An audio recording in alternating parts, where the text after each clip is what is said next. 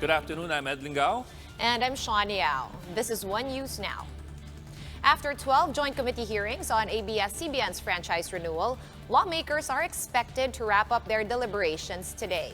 Speaker Alan Peter Cayetano was quick to brush off claims that lawmakers are being pressured by certain groups on their votes.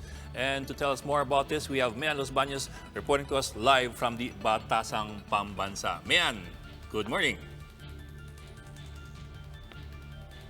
Yes, good afternoon, Buck and Sean. There's still no final decision whether the voting on the renewal of ABS-CBN franchise will happen today, but the congressmen are expected to summarize or wrap up all the arguments presented in the past 12 hearings. 92 legislators are expected to decide on the embattled network's fate. Of the number, 46 are members of the Legislative Franchises Committee. The other 46 are composed of lawmakers who are ex-officio members of the panel. These include the Speaker of the House, the majority and minority leaders, as well as their deputies. Should the committee decide to render their votes today, a quorum which is 1/5 of the original members, equivalent to 9, is needed. Majority of those who will be attending is needed for ABS-CBN to secure the much-desired franchise. If the committee members favor the renewal of ABS-CBN franchise, this is not yet a full-blown victory for the giant network. The bill will have to be sponsored in the plenary, which will take place on July 27 when the House opens its sessions. It will be deliberated by 302 members of the chamber, and it must pass on the second and third reading before it reaches the Senate. Based on the previous pronouncements of some senators, the upper house's hearings for the franchise will likely not take long. House Speaker Alan Peter Cayetano reiterated that each vote must be based on the appreciation of the facts presented by both sides. He also dismissed rumors of threats and intimidation coming from certain groups, congressional leaders, and religious organizations. Buck and Sean, Kabataan Party List Representative Sara Elago believes that ABS-CBN has been already cleared of all allegations after the 12 hearings conducted by the Legislative Franchises Committee. Senator Mig Subiri, meanwhile, appeals to the congressmen to give ABS-CBN a chance to just amend the franchise bill and not shut them down. And Senator Subiri said that closing ABS-CBN down is too unreasonable and excessive. As of now, Buck and Sean, I think the congressmen aren't starting the wrapping up or the summation of the arguments yet. So if you have any questions, I'm open to it. Man, okay, in summation, you're talking about the summation. Who gets to make a summation and how many people are expected to make summations? Do all the members of the committee get to speak or only one representative for each side? Based on the preliminary information that I got, Buck, I think there would only be one representative from each camp. I think it's going to be, if the information is right, Representative Marcoleta will do the summation for the opposition or for the group opposing the renewal of ABS-CBN's franchise, and Congressman Rufus Rodriguez will be the one wrapping up the arguments for the side or for the group who is supporting the renewal of ABS-CBN's franchise. But of course, we don't know yet if other congressmen will insist to participate in the deliberation this afternoon, considering that this might be the last hearing before they go on voting for the franchise renewal. Buck and Sean? Right, we're expecting 92 congressmen to cast votes, and 46 from the Franchise Committee and another 46 from the leadership. Is everyone expected to vote? No emergency sick leaves, no abstentions is, of course, the rumor that has been going around. Any clarity on this? It depends on the number of attendees, Sean, but of course, this is a very controversial franchise bill, so we are really expecting that many of the congressmen, if not all the 92 members and ex-officio members will be present. They don't want to miss this history in the making of whether the franchise will be renewed or not, and of course, deciding on the fate of the largest TV network in the country. So we'll see. I haven't seen any of them yet. 5 minutes ago before I went out of the press office to do this live report. So I have yet to see how many of them will actually be attending the summation hearing for today, Sean. Okay, that was Mian Los Baños reporting live from the Batasang Pambansa. We hope to see you again in a little bit.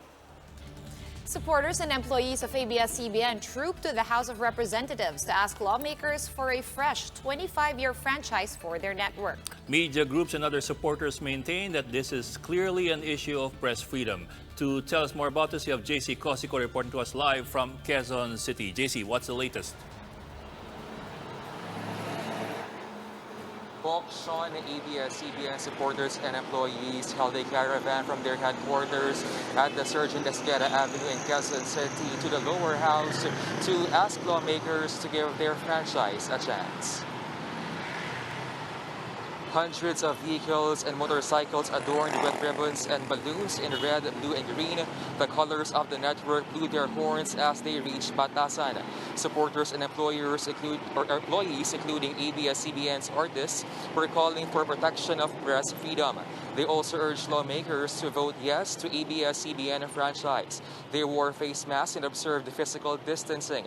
The National Union of Journalists of the Philippines reiterated that politicians should not meddle with any media organization's editorial content. The group also maintained that the sold ABS-CBN franchise is an issue of press freedom. Bayan Muna Party List Representative Carlos Zarate also joined the caravan. We talked to the supporters and employees of ABS-CBN, and here's what they have to say. This is actually vindictiveness of this administration of the President to media na hindi niya madiktahan. No? So, ayun yung nilalabanan natin na yung pagdikta nila sa kung ano ang gusto nilang gagawin ng media, kung ano ang gusto nilang ire-report.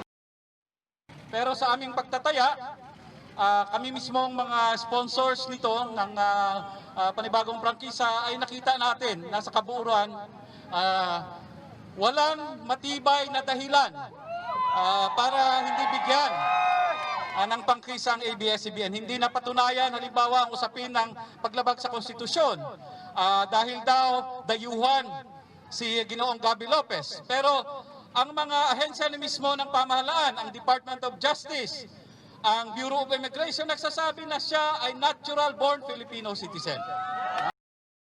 Pinakamahalaga po dahil ongoing yung aming CBA this coming August, no? Nakasalalay yung prangkisa doon sa CBA namin.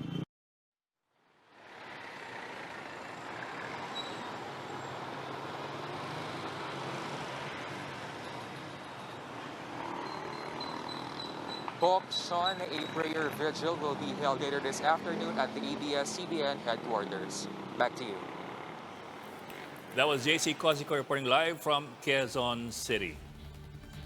And let's take a look back at what happened and what did not happen with the ABS-CBN franchise. The network's franchise expired on May 4, 2020. Well, this year, broadcast networks usually get a 25-year franchise, although the Constitution puts the limit at 50 years.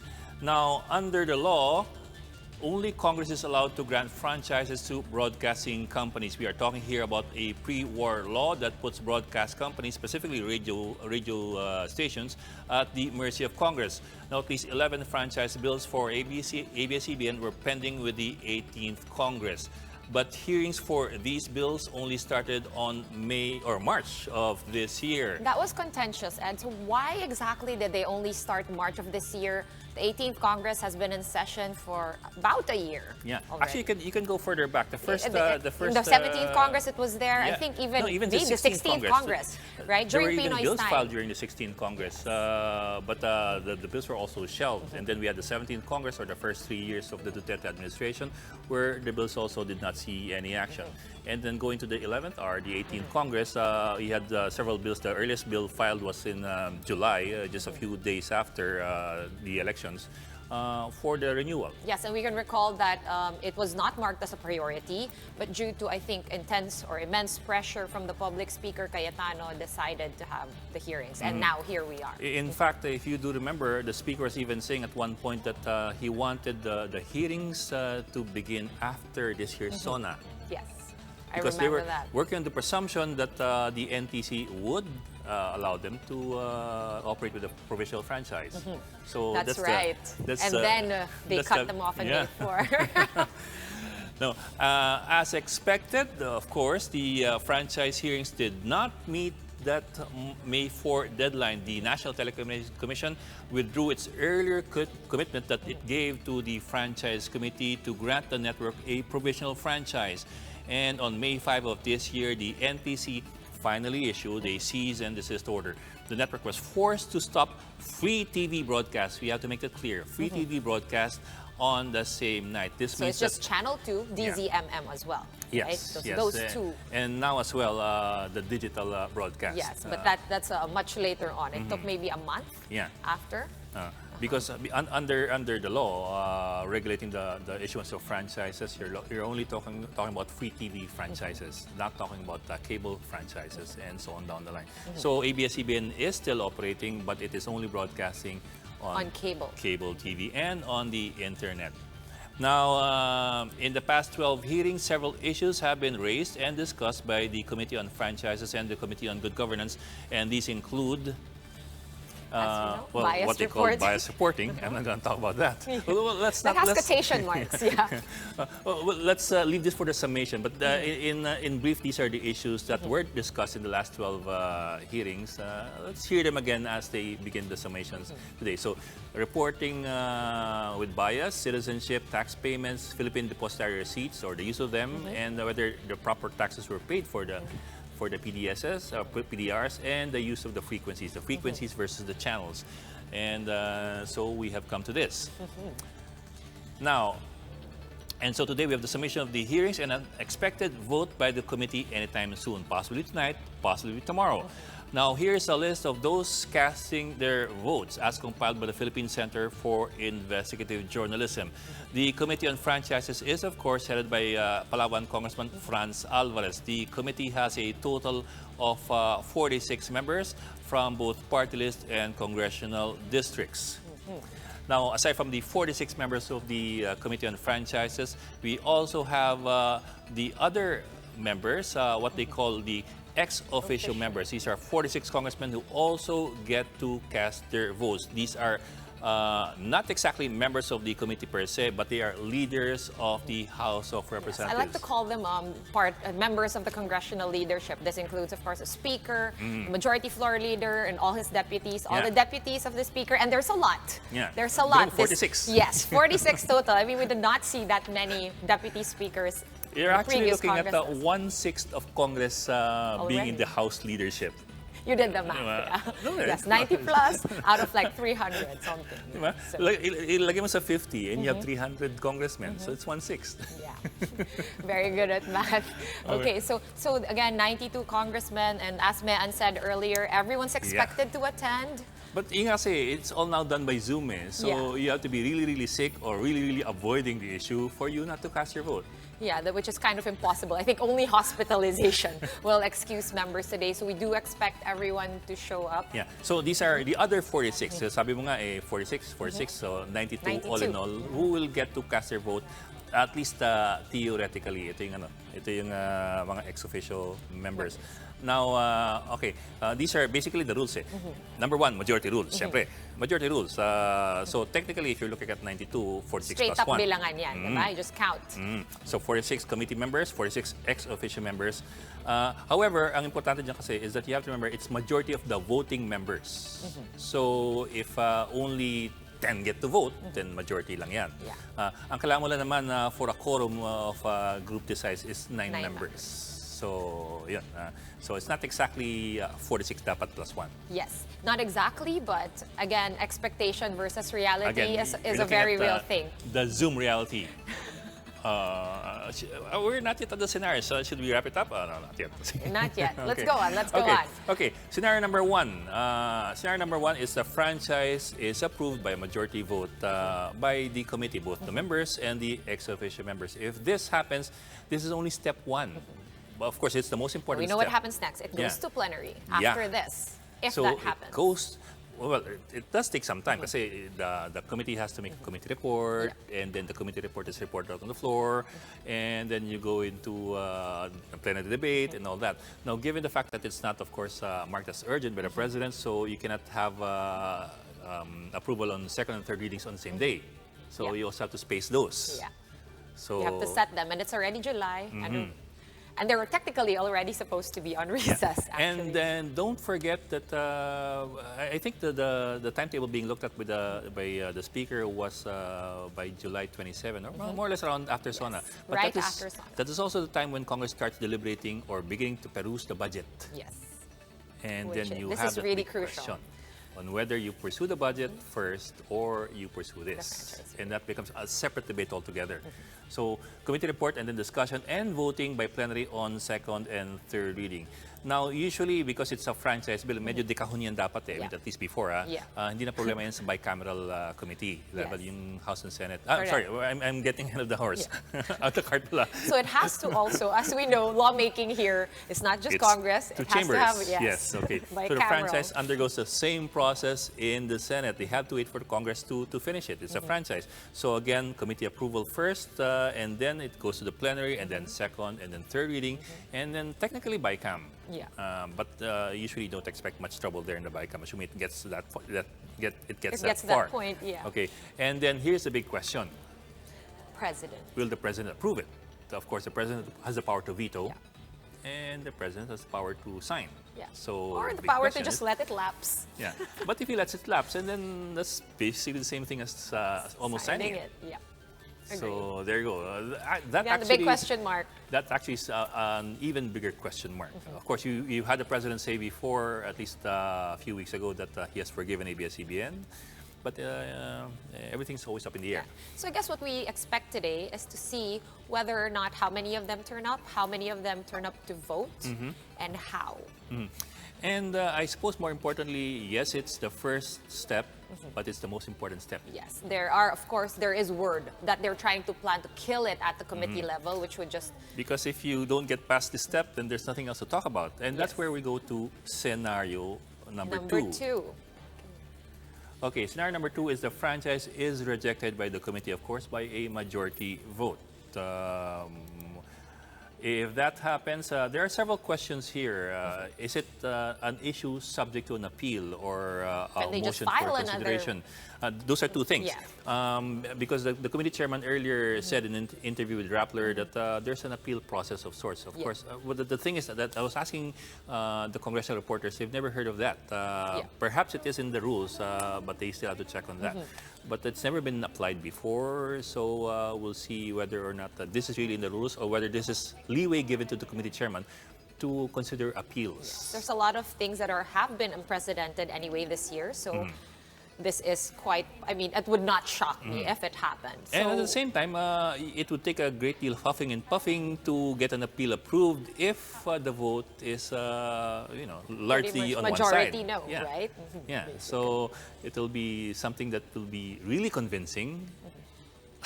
Or as a lot of people said, maybe they can just file a new one. Of course, That's no the other one. guarantees. That's the other one. So the question is whether you can appeal or not, and if you cannot appeal, the other option, of course, is the filing of a new franchise bill or bills for ABS-CBN. But then again, that undergoes so much time. So much time. It's back to square one. And you know how it is. When you file a bill, there's no guarantee it will be considered for first reading. First reading is when you start assigning the bills to committees. So there is no guarantee. That's why the president always likes to mark priority bills to make sure it actually gets noticed. Like a lot of bills have been filed. It's almost an exercise of congressmen to file bills, since technically that is their job. But again, no guarantees, like you said, Ed, that these bills will actually get anywhere. They actually just sound good sometimes, but they never get anywhere. Sad to say for a lot of bills. And of course, that also raises the question of whether or not ABS is willing to undergo the same thing all over again with the same issues and be rejected again. With the same Congress. And lastly, of course, the other option is for ABS-CBN to just wait it out until 2022. That's an expensive option. And it's it also leaves a lot of questions, like what's going to happen to everybody affiliated with ABS-CBN. That's just their employees and also people that are affected by the lack of a big media network. Because ABS-CBN was claiming that it was losing several hundred million a day, and that it would have to start laying off people by August without a franchise. Yes, well, actually, I have friends that work there, and some of them have already been informed. So that is the sad reality. I think, and things are starting to heat up in Congress, or at least things are starting to move in Congress. So we now throw you to the summation Let's go hearing. back to the summation hearing, which I believe has started.